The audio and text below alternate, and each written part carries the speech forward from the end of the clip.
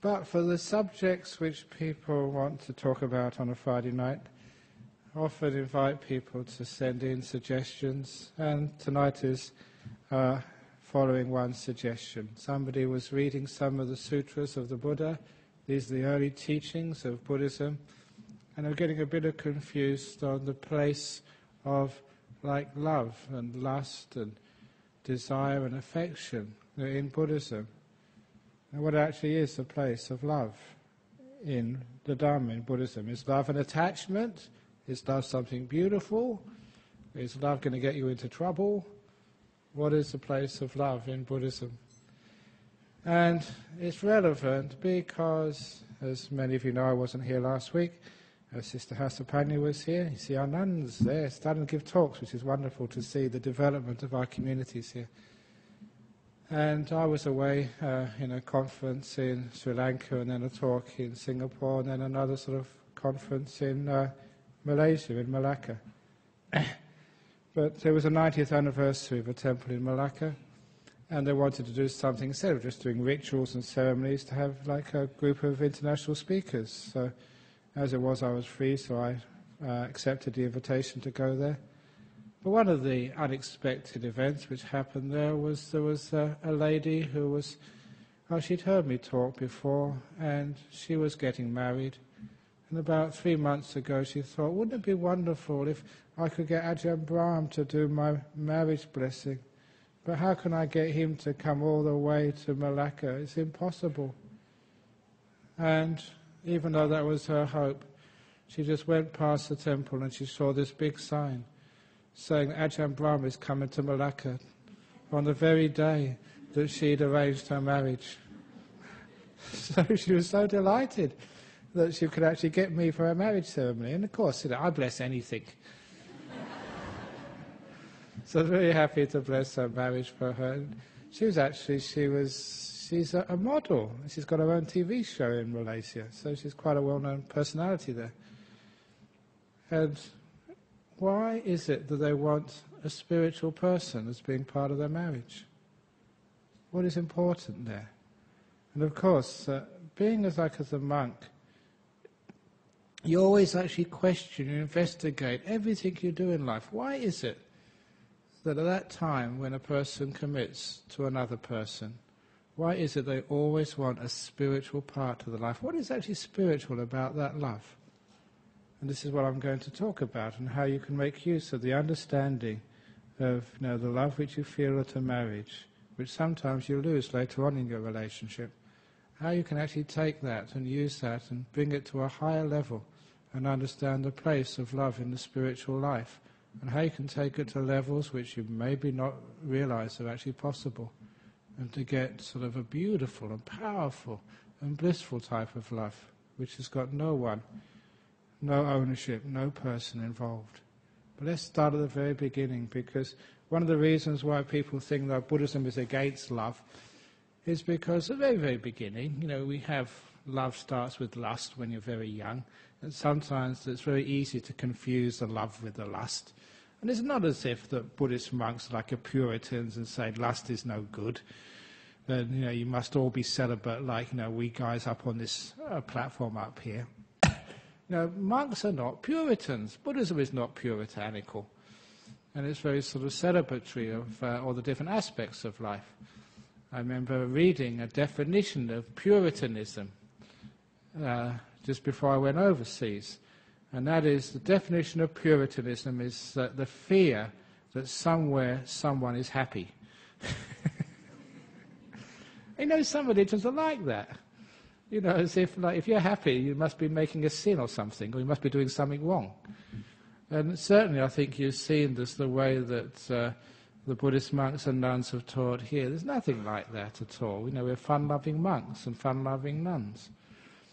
But when the Buddha was talking about that first type of lust, he said, well, look, there's pleasure there, there's also danger there. And it's also, he called that the escape. There's three little things which you look at with each of these different aspects of your life.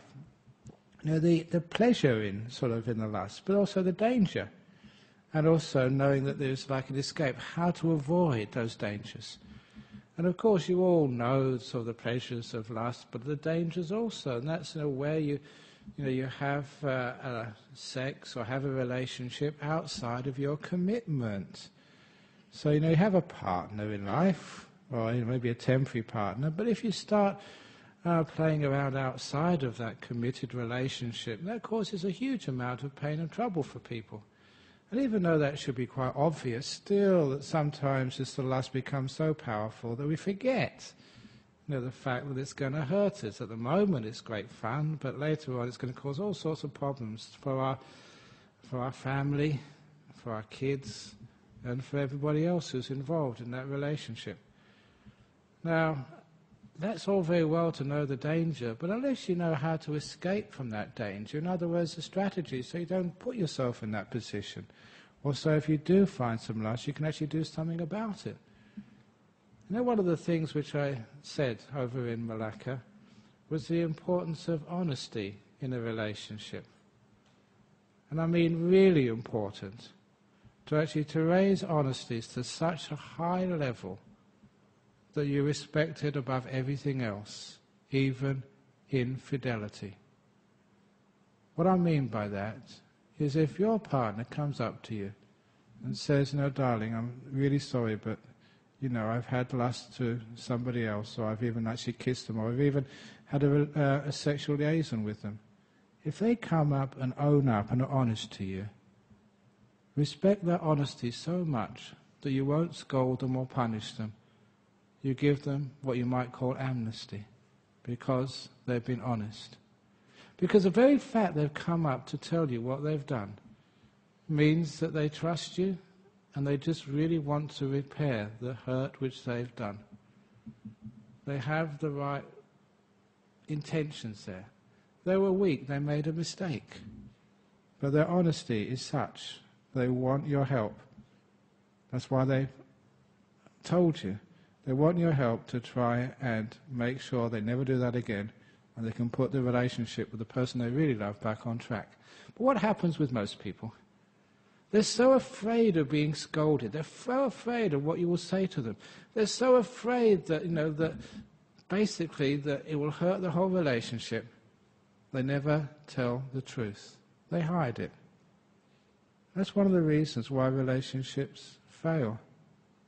Because we don't trust the other person to understand that we're frail, we are weak, we made a mistake, and we're afraid of being scolded.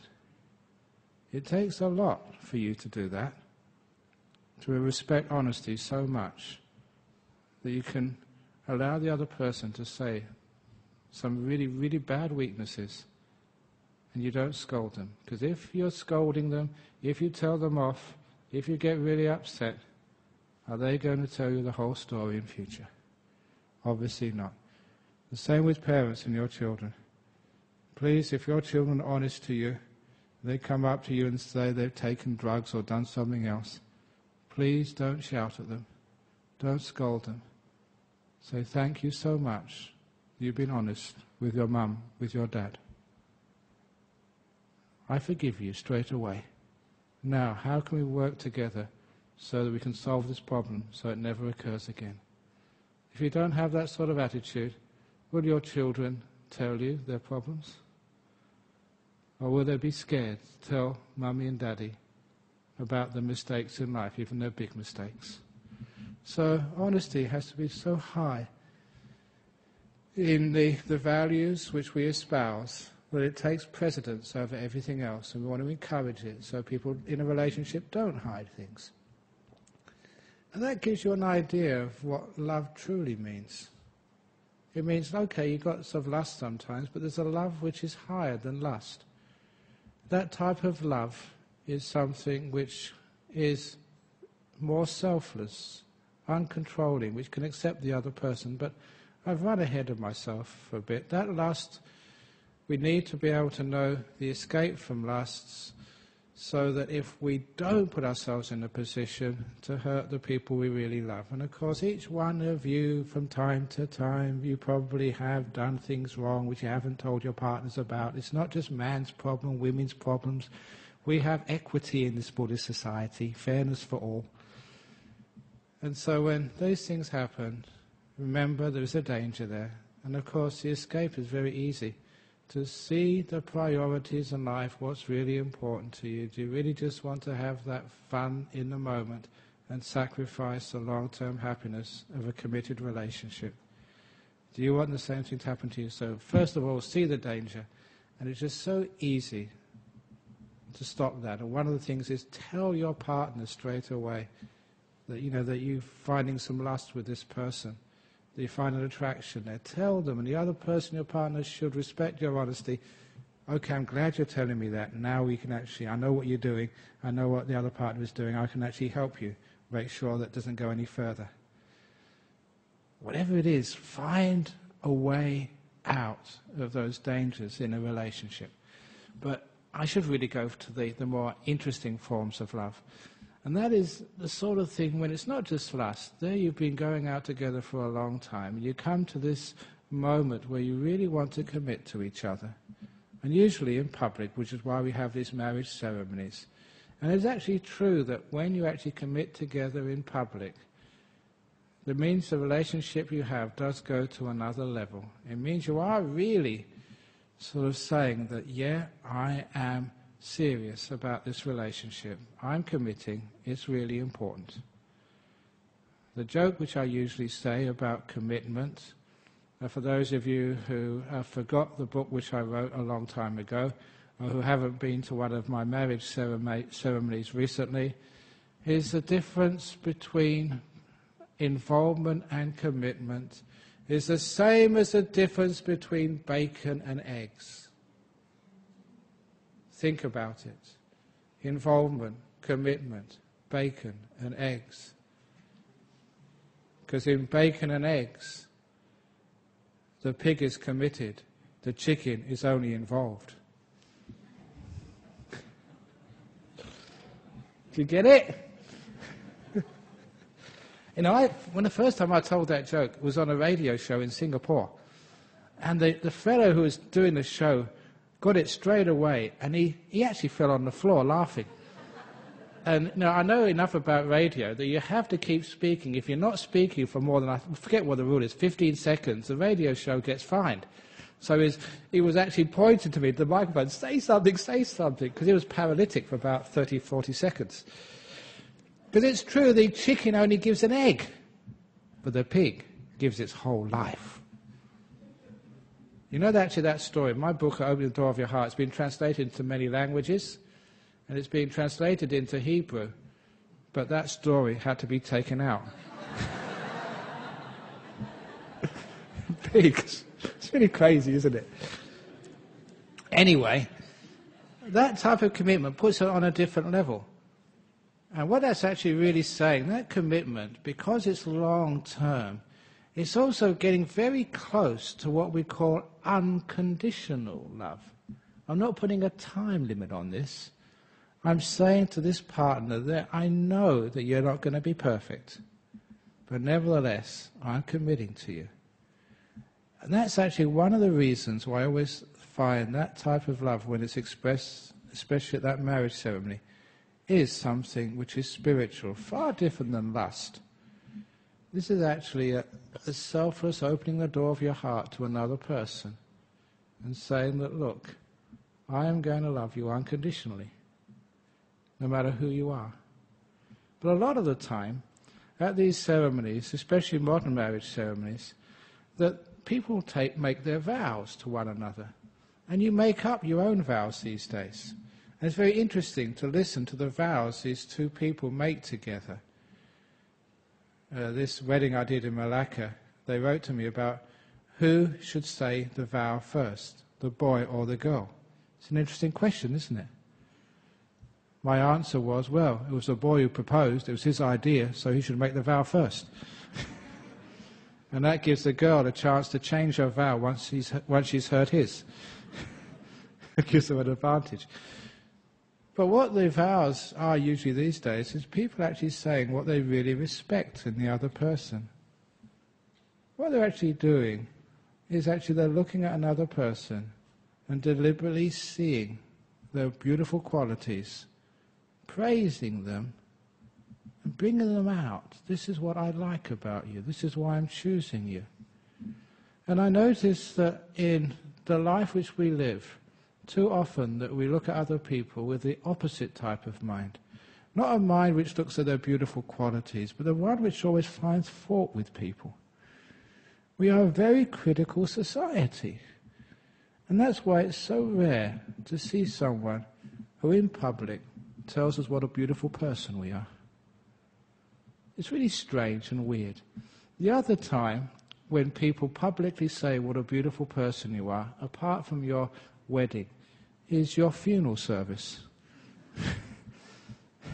During the rest of the time, they tell you what a rotten person you are, all your mistakes, the stupid things you do, the bad jokes you tell, the fact you pick your nose, all these other things which you do. They always find fault with you. But at a marriage and a funeral, they always say nice things about you. Why can't we say the nice things in between as well?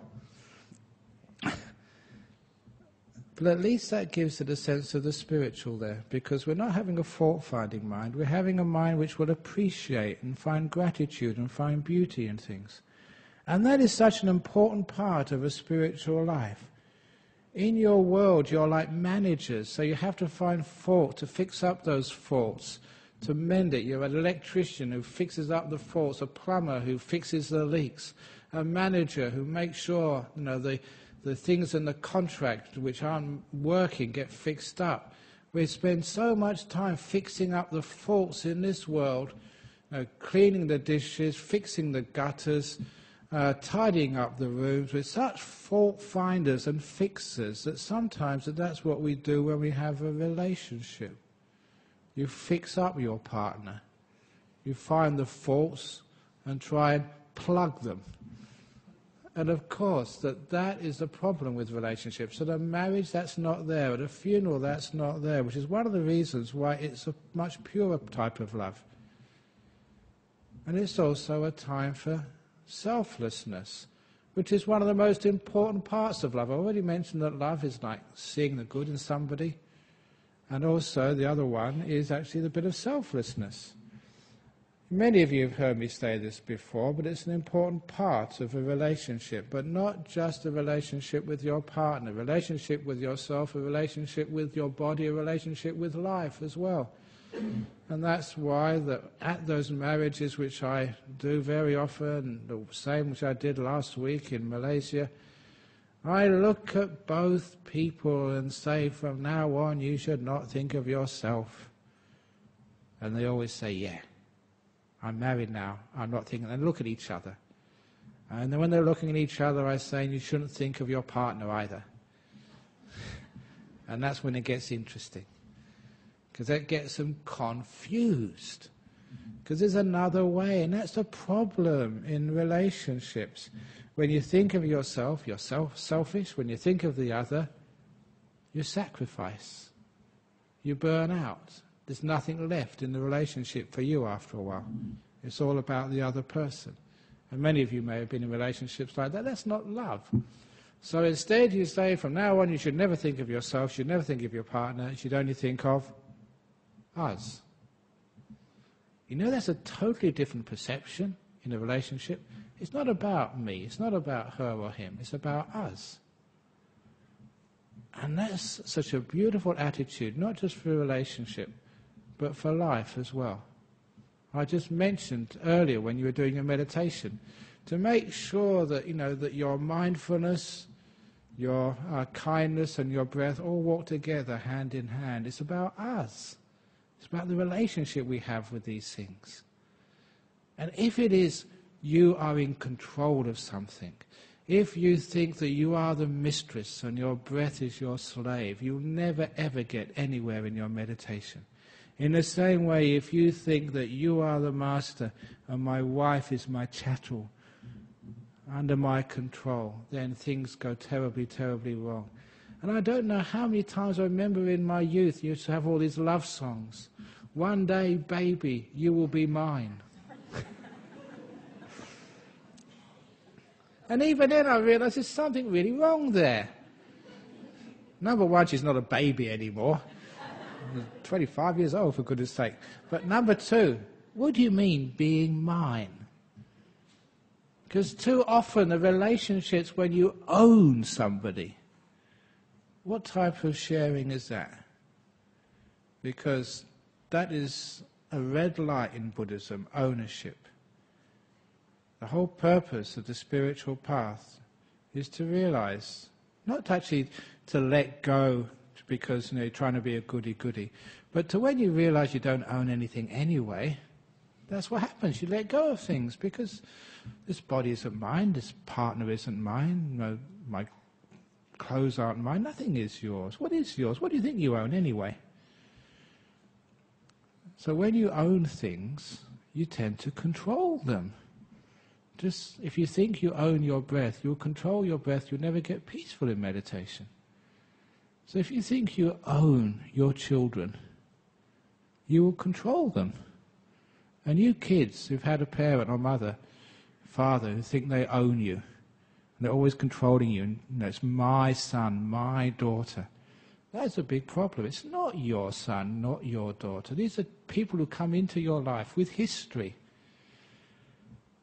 They're old beings when they come out of your tummy. And you know that they're only there for you for a certain length of time. Your job is to nurture them and let them go. Sure, they'll come back and you'll enjoy their company, but they're not yours. They're a great friend. But when you think they're my kid, that's when you own them, control them, you'll never really let them go. And for those of you who've had a parent like that, you know how uncomfortable it is, how the love is not pure. My parents were pretty good. I remember my poor old mother, when I was only 17, only a 17-year-old. I had my guitar, I had a sleeping bag, and I went off hitchhiking to Morocco. Must have drove her out of her mind, but she let me go. She knew I had to go. Imagine a mother worrying about a 17-year-old kid going to North Africa in 1968 or 7, whatever it was. I had a great time. And I survived it. But she had that strength to always let me go, let me do things, even becoming a monk. I remember I asked her, said, do you mind me becoming a monk? And she said, no, I don't mind you becoming a monk, but what I don't like is you becoming a monk on the other side of the world. Kind of become a monk next door. Because no mothers like to see your kids, but she let me go. And that, I understood, was a beautiful way of giving love, to let the other person be, not to control them. And so in a relationship, especially in a marriage, is that type of love, which is saying, I'm going to love you, but you're not going to be mine. It's all about us. And I'm going to just love you for who you are, without controlling you, putting you in a cage. It's what we call that unconditional love. Unfortunately, that is what people say when they marry, but usually the next day it gets very different. At least the next year, when it becomes a lot of fear in that relationship, and fear is a precursor of control, as you all know. That once you become afraid of what might happen in the future, then you tend to get scared, and then you just get worried, and worry gets controlled, and you start making demands, putting boundaries on each other, and you know what that's like. The whole idea of fear is actually the opposite of a love. A love is very, very trusting. And it also has this beautiful wisdom, and this is an important part in your life. If you make this moment right now beautiful and wonderful, that's the best you can possibly do for your future. Worrying about your future, and worrying what might happen, while you're neglecting the place your future is being made, causes many of the problems in life. So instead of worrying about the future and getting fear coming up in your mind, make this moment, this day, a beautiful day. Make this a pure day. And then you know you've done your very best to create a beautiful future for yourselves.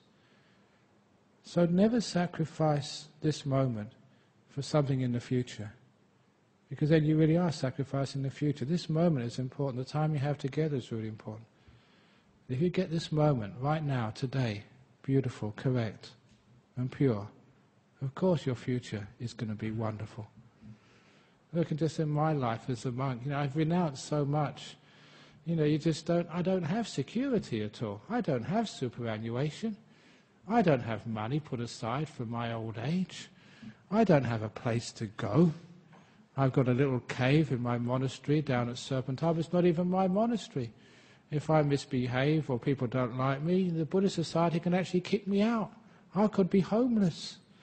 If I don't give any good talks, 2 or 3 bad talks in a row, that's it, Ajahn Brahm, out. We're going to have a census next year, apparently. And at the census next year, if the number of Buddhists hasn't improved in Western Australia, Ajahn Brahm, out. So I've got no security. So how as a monk can I have no security? And how can I have no fear of what's going to happen next year or the years afterwards? Because I notice all I can ever do is to make sure in this beautiful moment called now, I'm kind, compassionate, peaceful, giving, sharing with each one of you. And I know if I keep doing that, I will always have lots of beautiful friends, and I'll always be cared for because I care for others. That's my security plan, that's my superannuation. Not monetary, not materialist, but knowing sort of spirituality, know some truths, know some love, and trusting in that. That's how I live my life. Fearless, no security, no safety net. Just living in the moment, being kind, being peaceful, doing as much compassion as I possibly can. Now, can you do that in your relationship too? Give yourself totally to this moment, trusting in the fact that if you really do understand what love really is, and you can make that love in this moment by your partner, yourself, the us in this relationship, to saying that this is the most important right now. Everything else is not important. Future is not important. So you let go of all that fear. Then you won't be controlling. And when there's no control, there's no me, there's no mine, then you can understand the beauty of real Buddhist love. It's a love with no strings attached, with no conditions. To say to the other person, the door of my heart is open to you, no matter who you are, no matter what you do. And of course you all know that that was the expression which my father told me many, many years ago. It's still a very, very powerful moment for me in my life. So powerful. There's some things which you can remember from many, many years ago when you were young, and you remember the time, the place, the situation where it happened. And I know that. Even though that I haven't lived in London for I don't know how many years, 40 years now, I even remember the place. Churchfield Road, Acton, London. That's where my father parked the car just after picking me up from school. He parked the car and he turned around to me, it's just an old car, and said, "Son, just want to tell you that whatever you do in your life, wherever you go, the door of my house will always be open to you." That's the way he said it, the door of his house. It was a council flat. Council flat was government-sponsored housing because we were always very poor. So later on I realised that's not what my father meant, not his house. That was nothing much to open the door for anyone to. It meant his heart. It was an expression of unconditional love from a father to a son. And that meant so much to me. Now that was spiritual. Not a love which demanded something in return, but a love which bound with freedom. Strange, isn't it? Bounding with freedom. That bound me to that man, but he freed me. I could do whatever I want, go wherever I want, and do whatever I want. Things which would impress him, things which may embarrass him. But he said, whatever you do, the love is always there for you. Can you do that to your partner? I know that sometimes people think that their love is special, but it really hasn't grown to that level which we're trying to encourage people to reach in the spiritual life, especially in Buddhism. And because that sometimes it hasn't reached that point, that's where one has fear, that's where the relationship just falls apart, that's where you don't really take what began at the marriage ceremony, something pure and beautiful, and allow it to grow to something totally different and totally pure and wonderful. And so some years ago, I worked out a test, an acid test, to see if your relationship had reached that level yet or not. And the acid test is this. You're here this evening.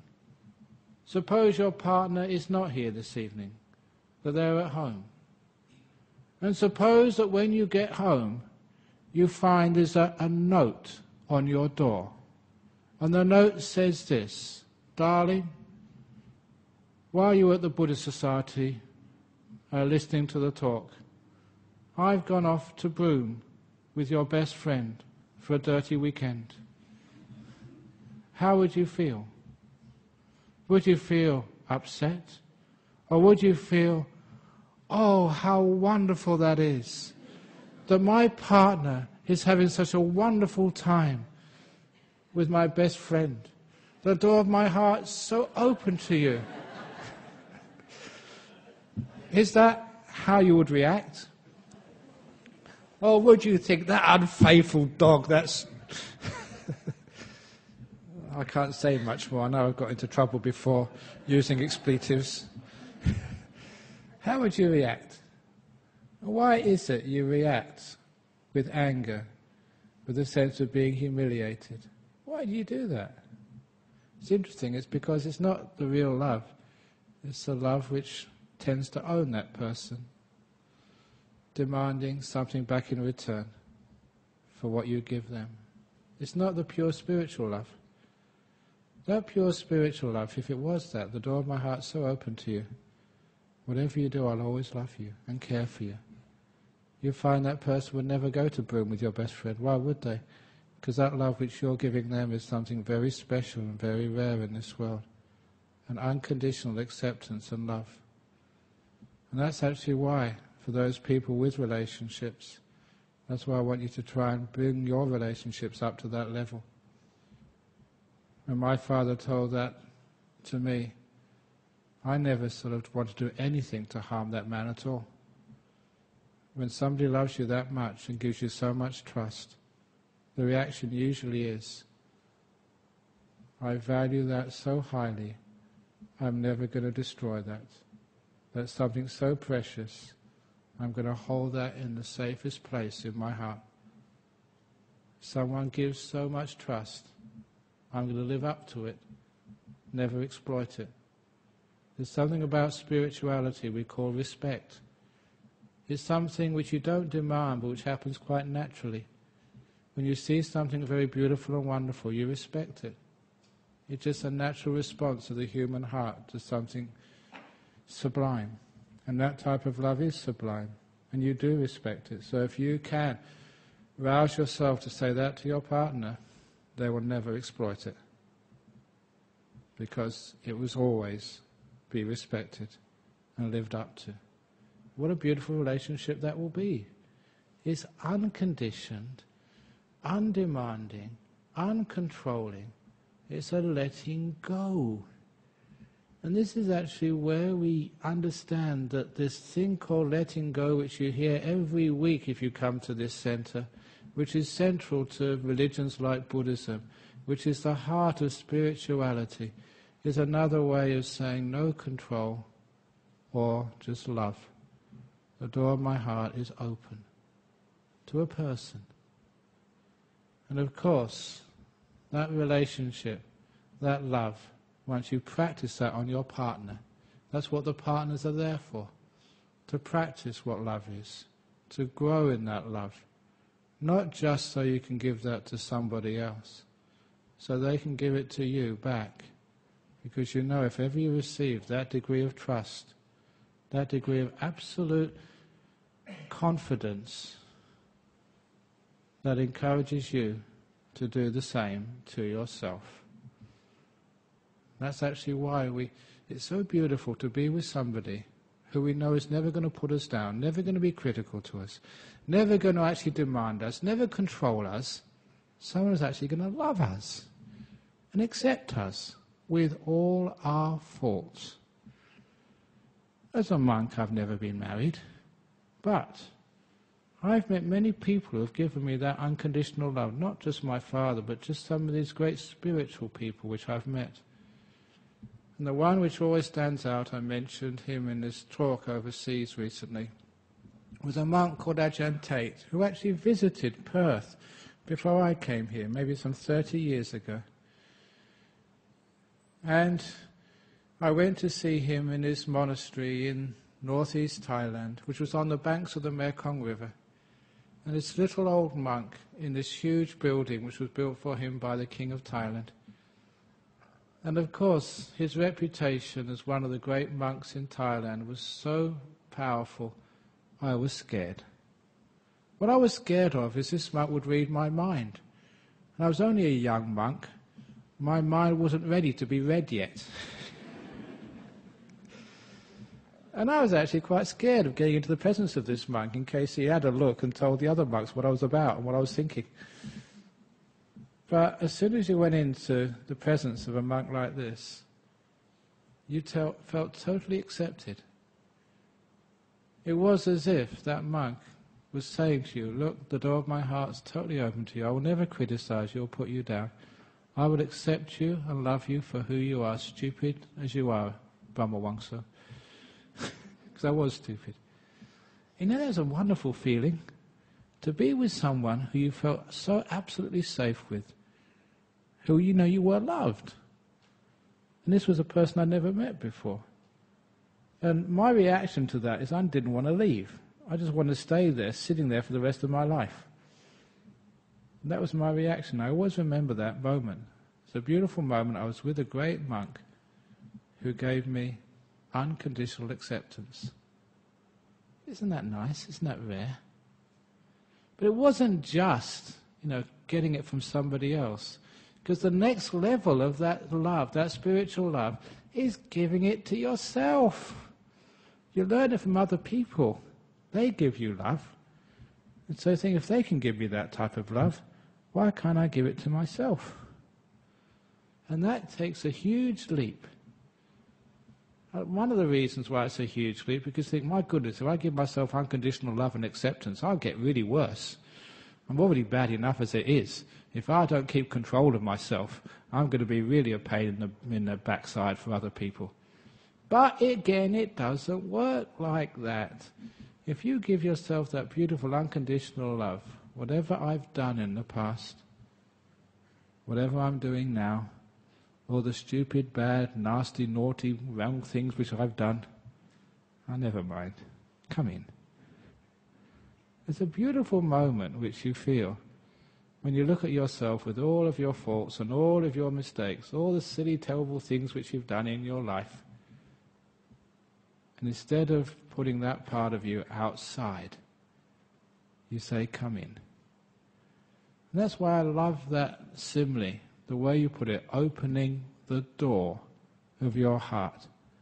That's what that simile means. You have a door, and it's closed, it's locked. Against who?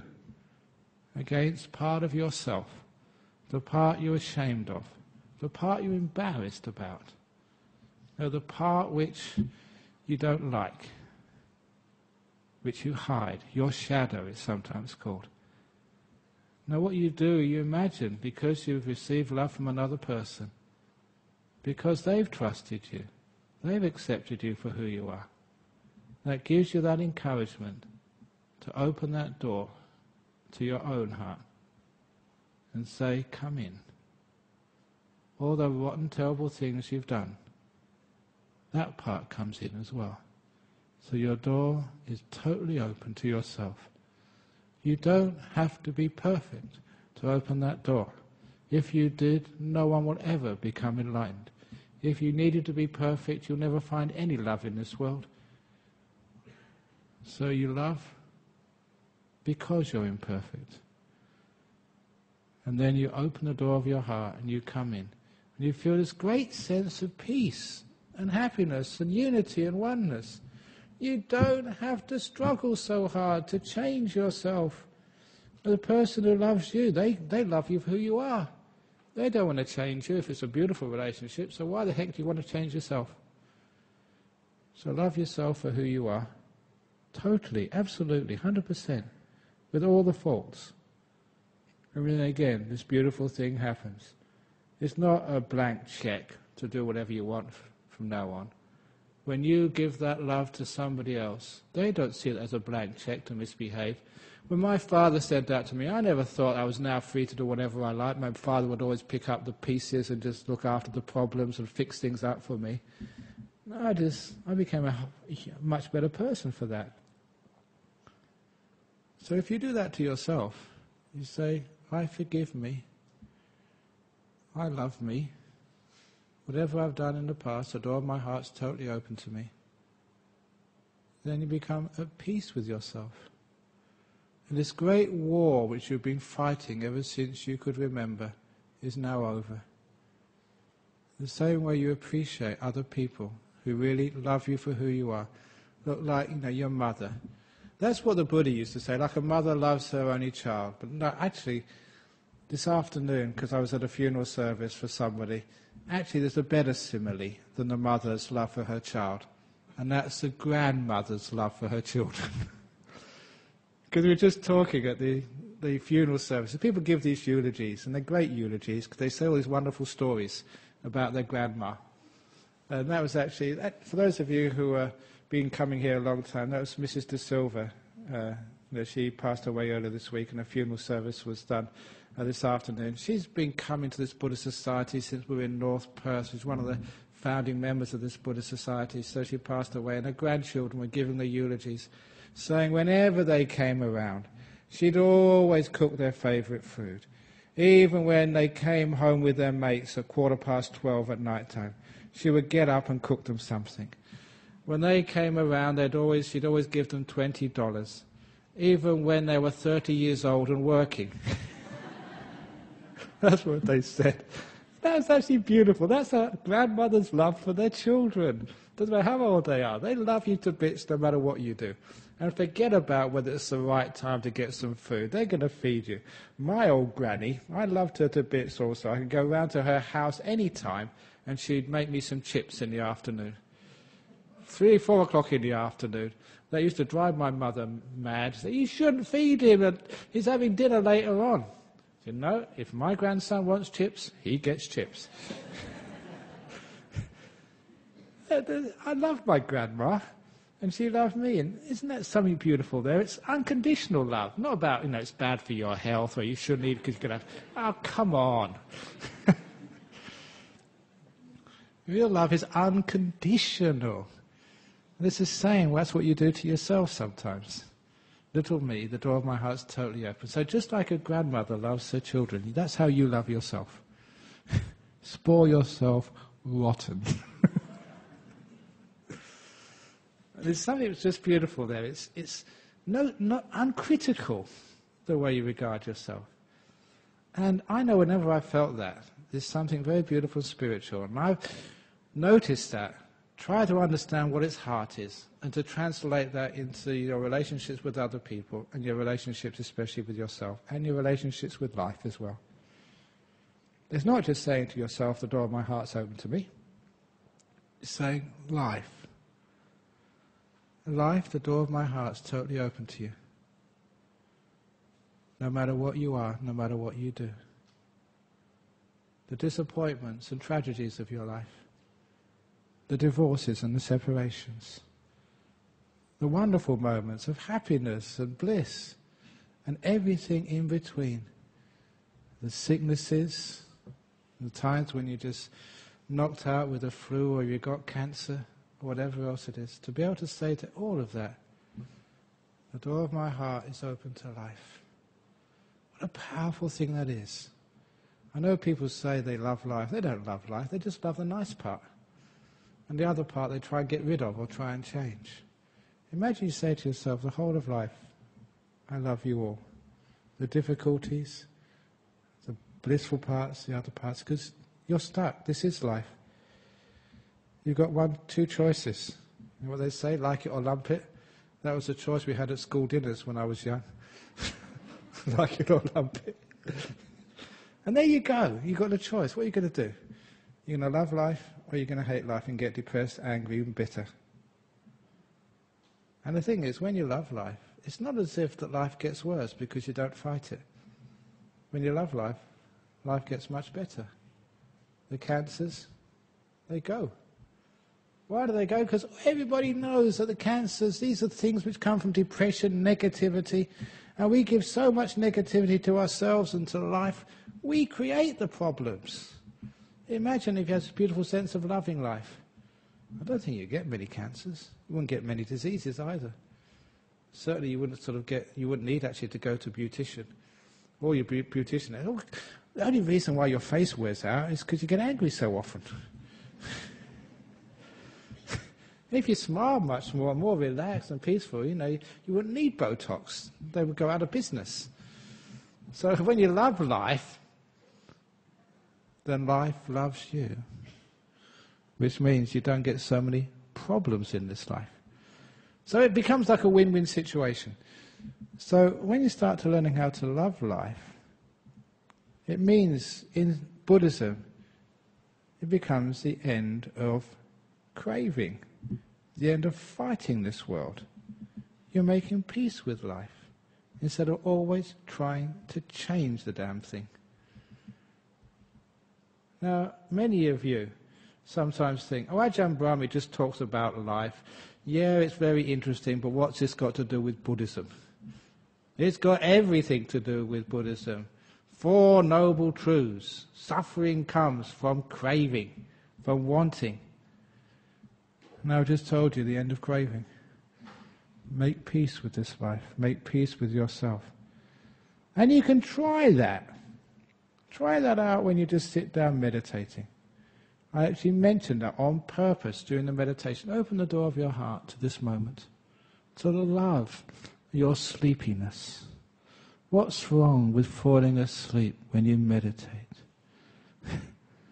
There was one occasion here.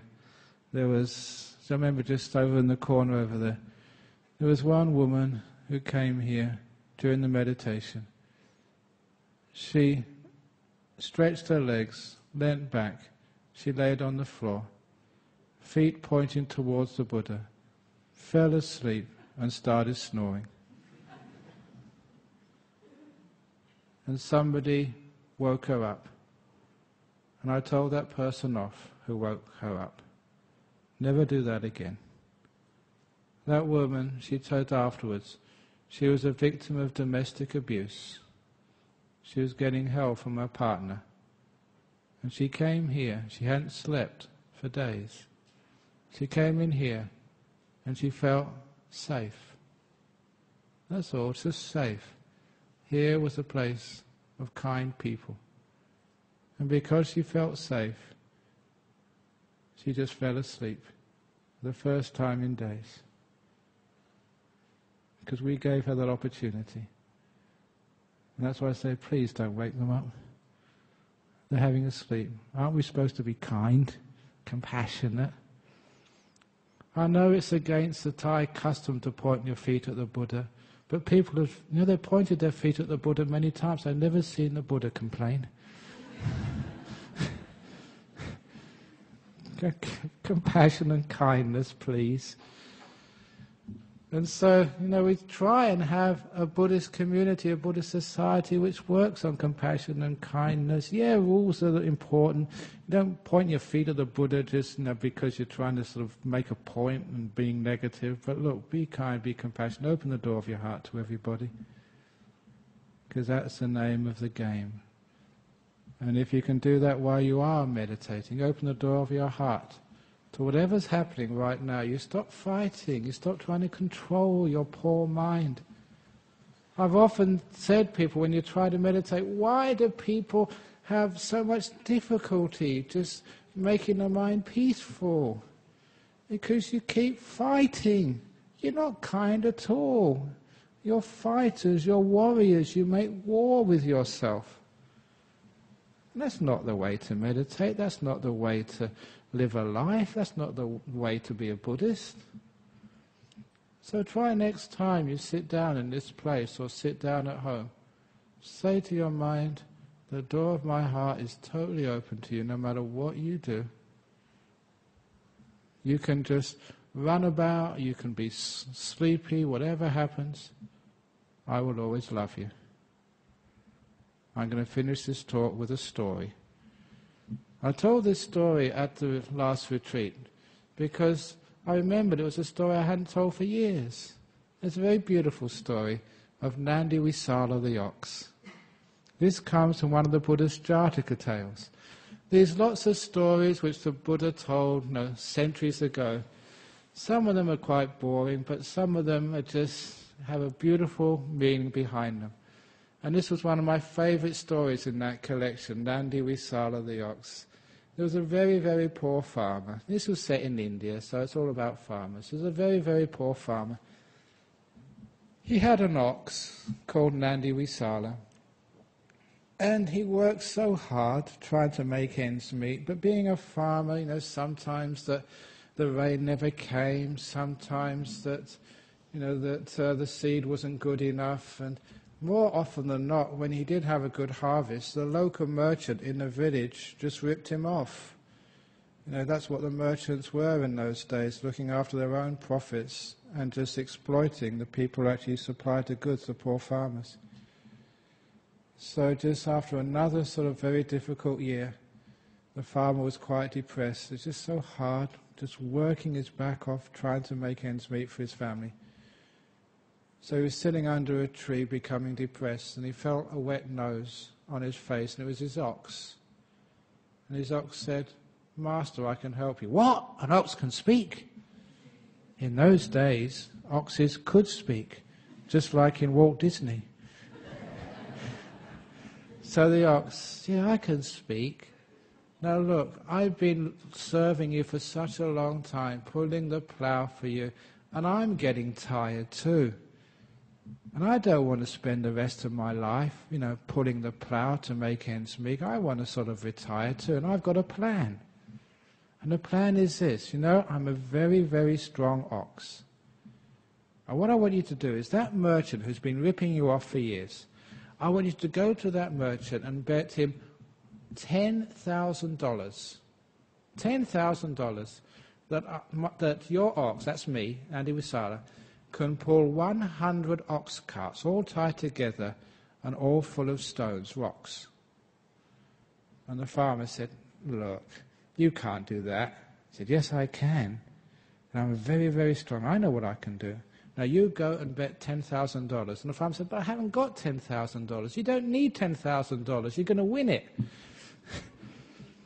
So the farmer, he went to that merchant and said, "I bet you $10,000 that my ox can pull 100 carts tied together, all full of rocks." And the merchant said, "Now don't be stupid. No ox can do that. My ox can, $10,000. And the merchant said, "Just these farmers are so stupid. It's just easy money. I know he hasn't got $10,000, but I can at least take his land.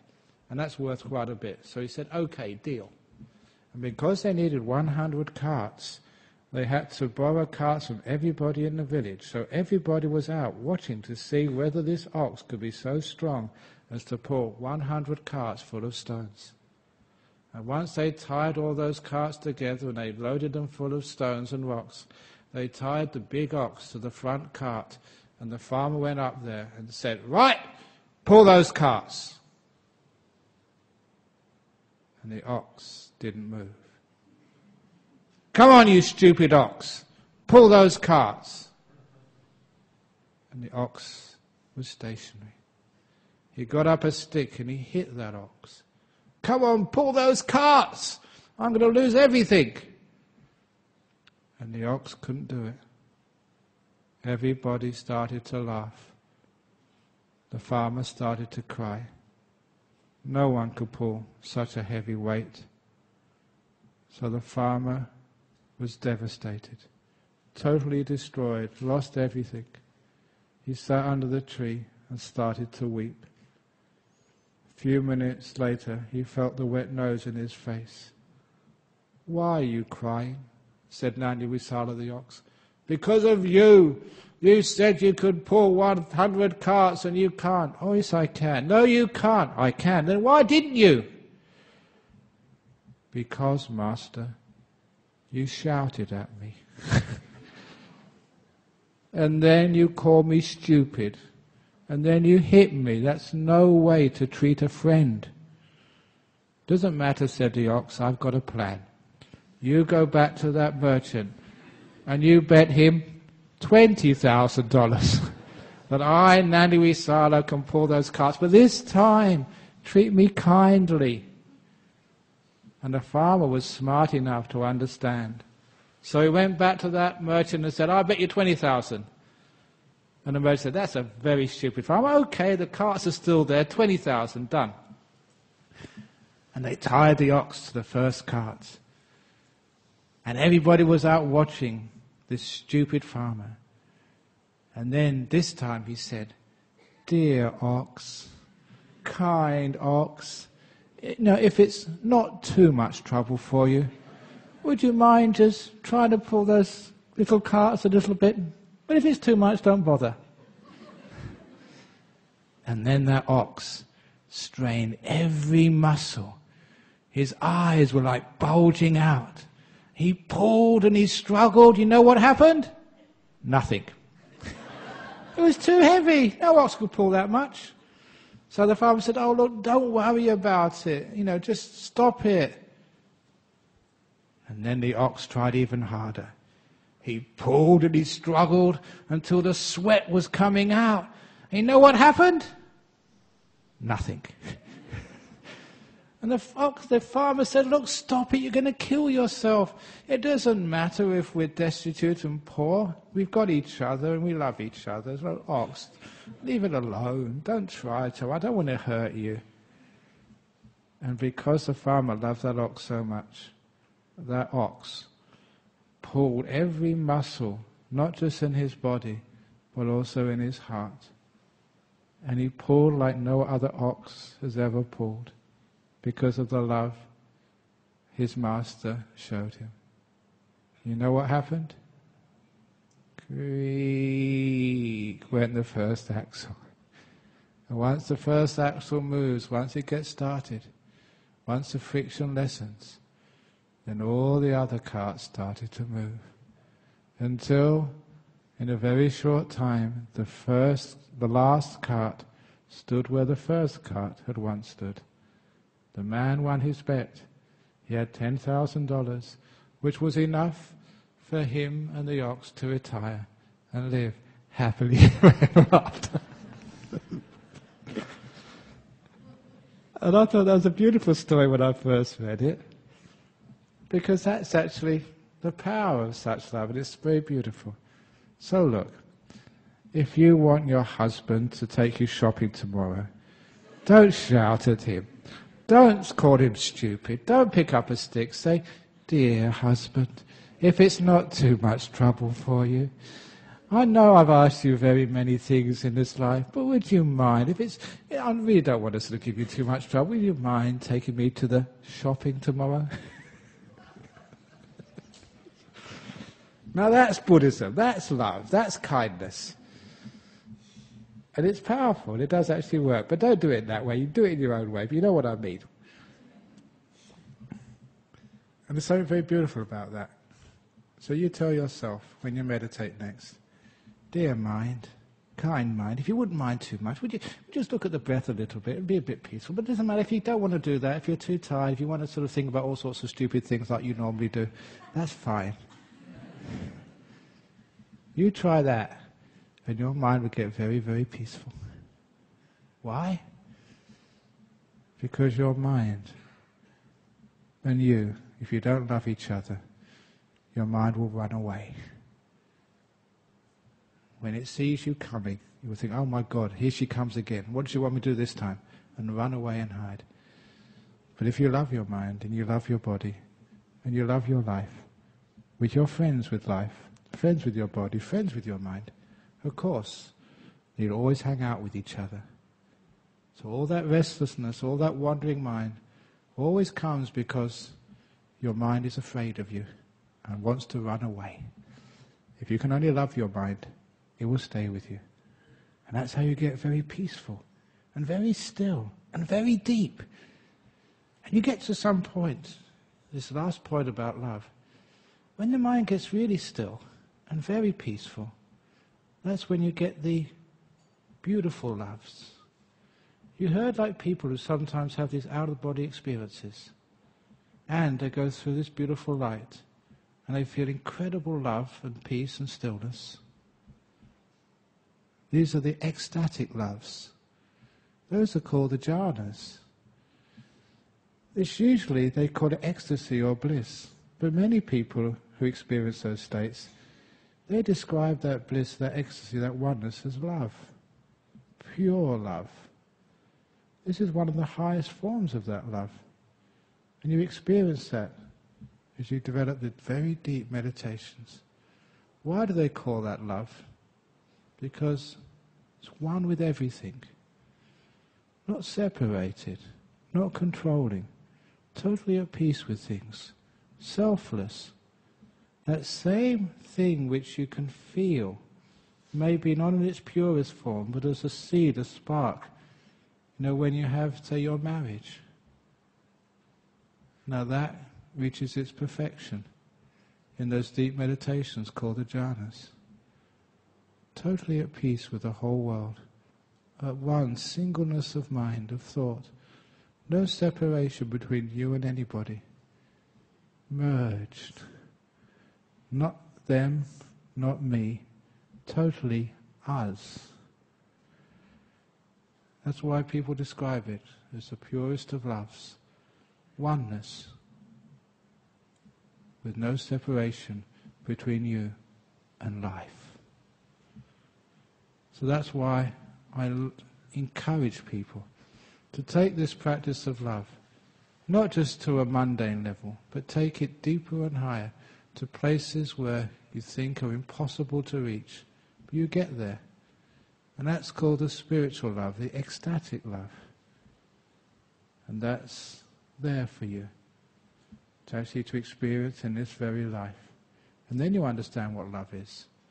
So it's a progressive practice, a progressive selflessness, a progressive letting go, a progressive freedom and non-controlling, a progressive not criticizing, a progressive not fault-finding.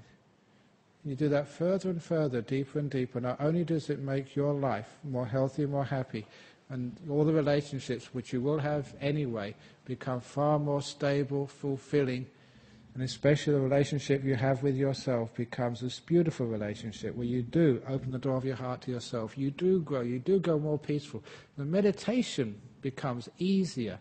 I don't know why people struggle with meditation. Meditation is the easiest thing in the world to do. Just do nothing. Just love this moment. And it just turns out to be very peaceful and very deep. And see if you can go to those ecstasy states, which, as far as love goes, is the highest form of love. That's why people explain it that way. So that's the Buddhist idea of love. Progressive and practical and available for everyone in this room today. Thank you.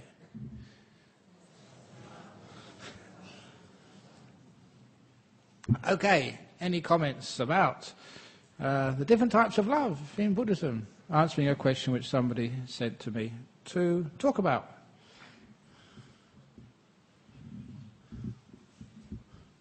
Yes, thank you. Gentleman over there. In your view, Ajahn Brahm, what is the higher spiritual purpose? The higher purpose, love or happiness, join the two together. So love happiness and have a happy love. And it's really important to have like that warmth and that happiness. We're just talking about any one of you who comes to visit our monasteries. If you don't feel that sort of that happiness, that lightheartedness and that friendliness there, what type of a spiritual community is it?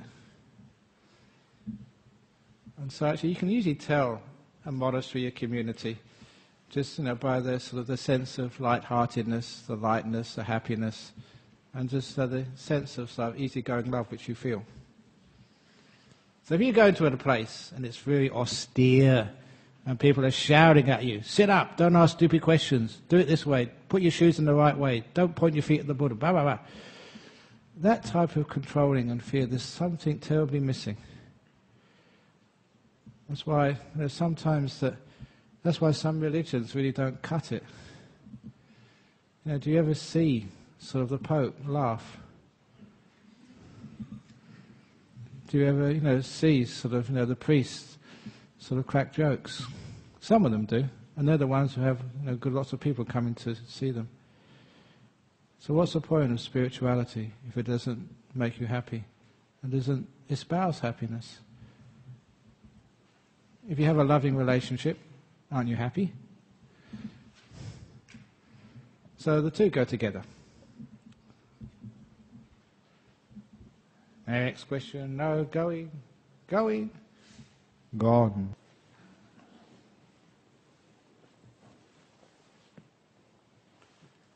Ahang Sama Sambuddho Bhagava Buddhang Bhagavantang Abhivademi